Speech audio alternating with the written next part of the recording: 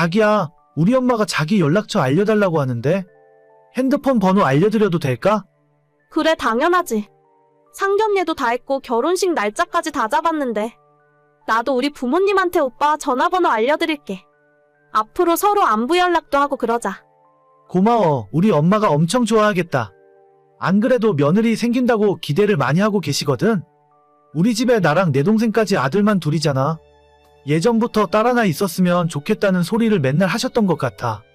그럼 내가 어머님한테 막내딸처럼 잘해드려야겠다. 아직 몇 번 얼굴을 못 뵙긴 했는데 어머님 진짜 좋은 분이신 것 같아. 말도 조곤조곤 교양 있게 하시고 우리 엄마도 나보고 시댁복 있는 것 같다고 하시더라. 맞아, 우리 엄마가 예전부터 정말 사람 좋다는 소리 많이 들었어. 지금도 동네 아줌마들이랑 주말에 봉사활동도 자주 다니고 살면서 남이랑 싸우고 문제 생긴 적이 한 번도 없을걸? 아마도 우리가 결혼하면 너랑 잘 지낼 수 있을 거야. 그럼 나야 좋지. 솔직히 우리 할머니가 예전에 엄마한테 시집살이 많이 시켜서 나도 혹시나 그러는 건 아닐까 많이 걱정했었거든. 그런데 어머님은 전혀 그런 거 안 하시는 분일 것 같아서 다행이야. 우리 집에는 원래 시집살이 같은 거 없어. 할머니랑 엄마도 사이 엄청 좋거든. 가족끼리 서로 아끼고 돕고 살아야지. 괜히 괴롭히고 못 살게 굴어봤자 좋을 게 뭐가 있다고. 난 시집살이 시킨다는 소리가 세상에서 가장 이해가 안 가더라. 오빠는 남자니까 그런 걸 몰라. 진짜 고부간의 사이가 안 좋으면 그것보다 힘든 게 없다니까. 지금은 할머니 돌아가셔서 집안 분위기가 괜찮긴 한데 예전에는 진짜 장난 아니었어.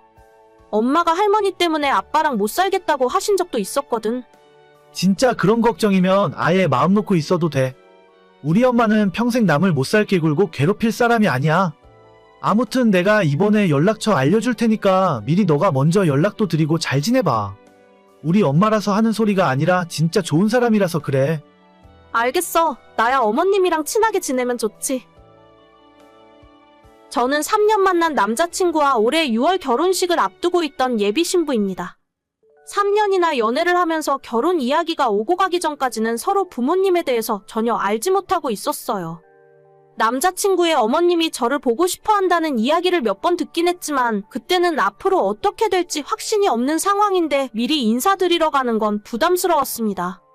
하지만 지난 연말에 처음으로 인사를 한 번 드리고 2월에 상견례까지 마치면서 남자친구의 부모님은 두 분 모두 제가 예상한 것보다 인상이 훨씬 좋으시더라고요.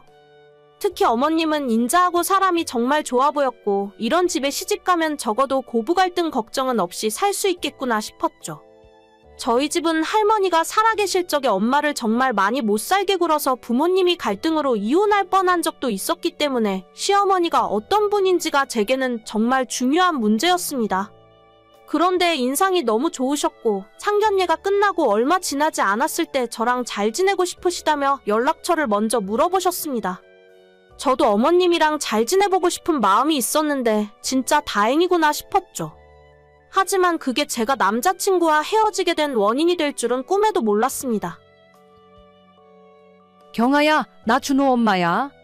어차피 이제 너희들 얼마 있으면 결혼할 건데 며느리라고 불러도 될까? 안녕하세요. 네, 물론이죠. 며느리라고 생각해주시면 저야 정말 감사한 일이에요. 내가 너무 앞서가는 건 아닌지 모르겠다. 우리 집에 나 빼고는 전부 남자들 뿐이라서 옛날부터 딸이 하나 있었으면 하고 살았거든. 오빠한테 이야기 많이 들었어요. 앞으로 제가 집안의 막내딸이라 생각하시고 편하게 생각해주세요. 성격이 시원시원해서 정말 좋구나. 그럼 말 나온 김에 내일 우리 집에 한번 놀러 올래? 내일이요? 그래, 내일 어차피 토요일이니까 회사도 안 가고 쉴 거 아니냐. 우리 집에 와서 나랑 같이 맛있는 것도 해먹고 하루 놀다가 가. 저야 좋죠. 근데 오빠는 오늘부터 부산 출장 가지 않았어요? 월요일까지 못 올라온다고 들었는데. 맞아, 준호는 출장 갔고 우리 남편이랑 둘째 아들은 오늘 저녁부터 낚시하러 간대. 나 혼자 주말에 남겨두고 이 집 남자들 전부 밖으로 돌더라고. 여자끼리 맛있는 거 해먹으면서 수다도 떨고 재미있게 놀자. 아, 그렇구나. 어머님이랑 단둘이 어색하면 어떡하죠? 제가 그렇게 말이 많은 편이 아니라서 조금 걱정이네요. 뭐가 걱정이니? 그냥 같이 TV로 드라마 보고 놀면 되는 거지. 내일 낮에 집안 대청소도 한번 할 생각이었거든. 너 청소 좋아하니? 청소요? 아, 그냥 어쩔 수 없이 하는 거죠. 그럼 잘 됐다. 내가 청소하는 법부터 우리 집안 살림을 어떻게 해야 하는지 알려줄게. 그걸 제가 꼭 배워야 할 필요는 없을 것 같은데. 무슨 소리니? 살림하는 법도 집집마다 다 다른 법이야. 내 아들이랑 결혼해서 살 거라면 미리 하나씩 배워놔야지. 너한테 가르쳐 줘야 하는 게 산더미처럼 많다. 그럼 내일 일찍 집에 와서 같이 점심 먹고 대청소부터 하자. 알겠지? 갑자기 회사에 급한 일이 생겨서 제가 나중에 다시 연락드릴게요. 처음엔 좋은 마음으로 어머님과 연락을 하게 되었는데 대화를 하면 할수록 뭔가 좀 이상했습니다.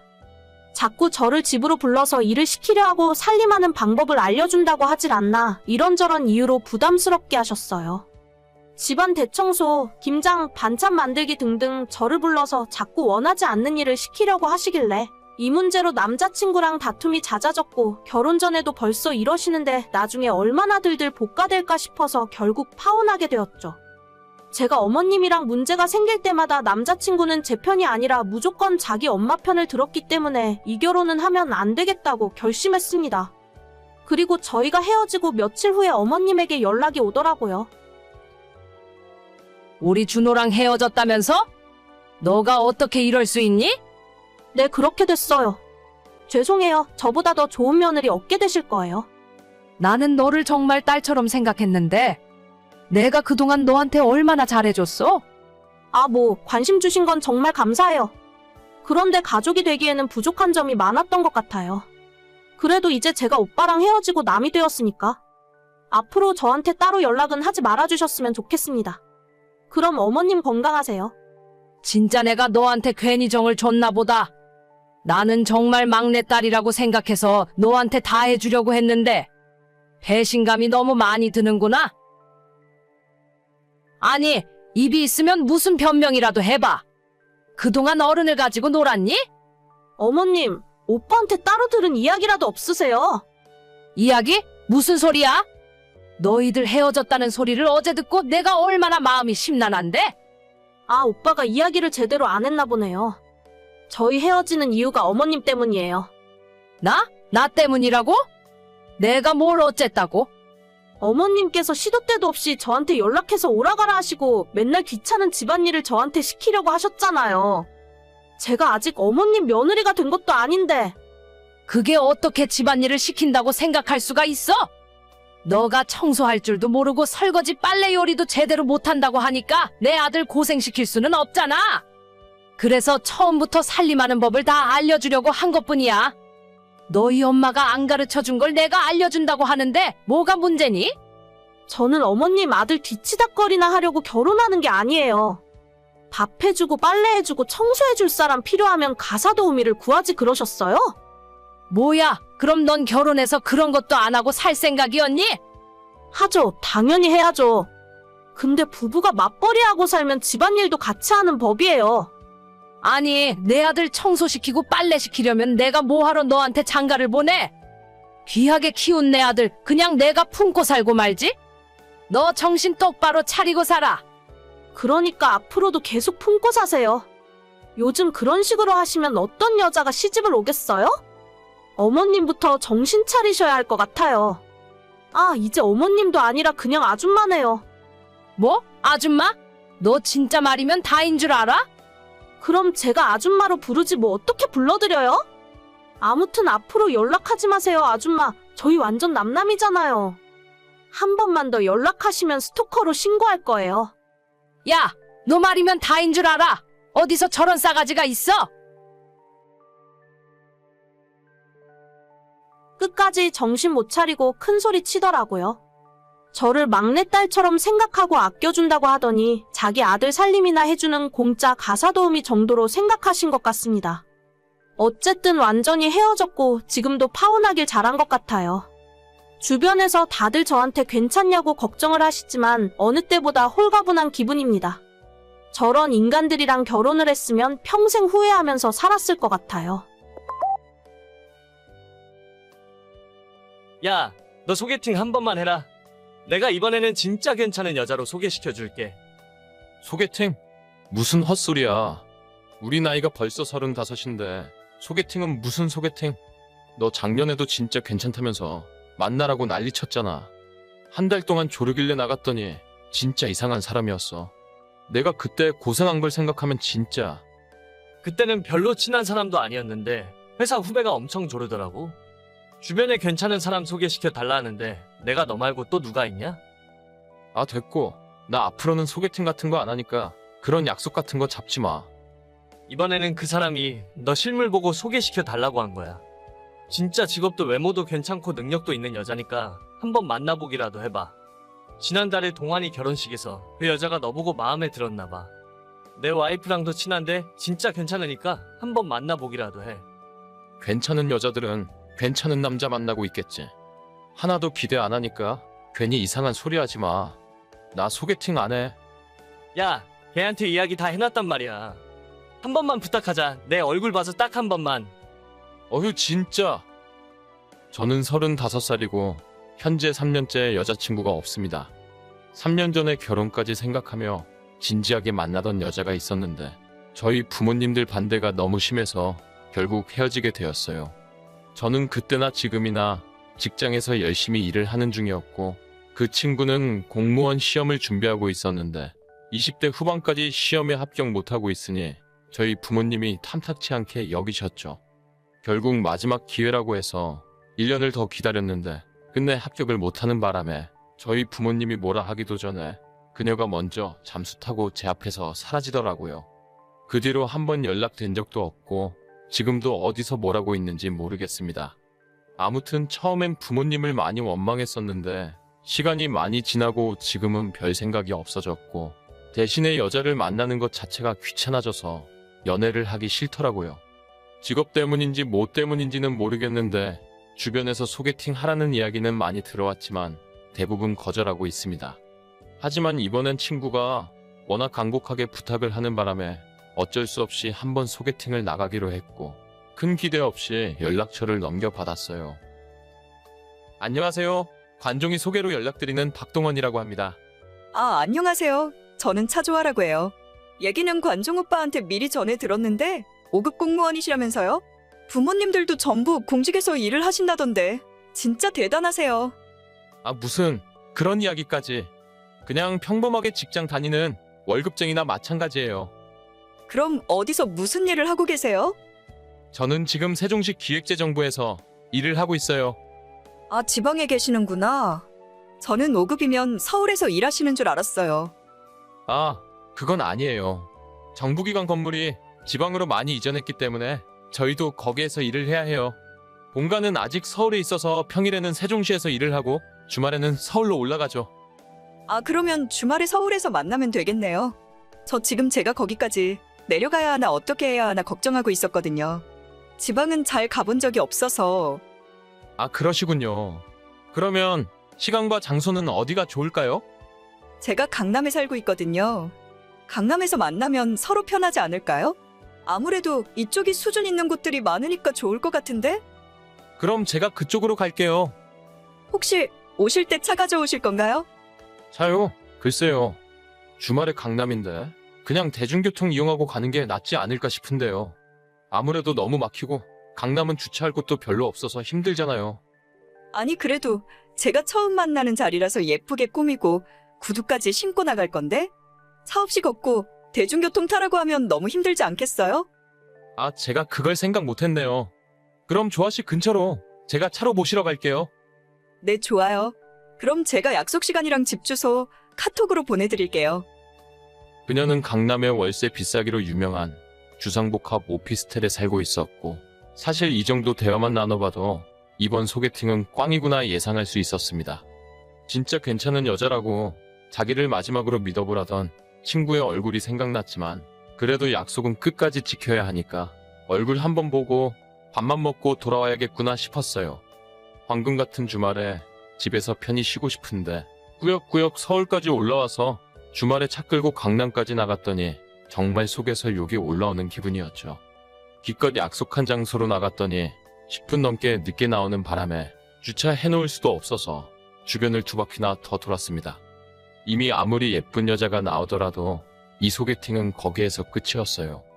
그녀도 제 차를 본 순간 얼굴 표정이 일그러지는 걸 볼 수 있었고 미리 예약해놓은 식당에서 정말 밥만 먹고 각자 계산한 뒤에 헤어졌습니다. 마지막 없는 매너를 짜내서 집까지 태워다 드릴까 물어봤더니 그냥 자기는 택시 타고 가는 게 낫겠다고 하길래 저도 쿨하게 집으로 돌아왔죠. 거기서 끝난 줄 알았지만 문제는 그 다음부터였어요. 아니, 5급 공무원이고 부모님들도 전부 공직자 집안이라면서요? 그런데 그 나이에 아직도 국산차 타고 다녀요? 네? 아까 그래서 표정이 안 좋으셨던 건가요? 이 차가 뭐가 어때서요?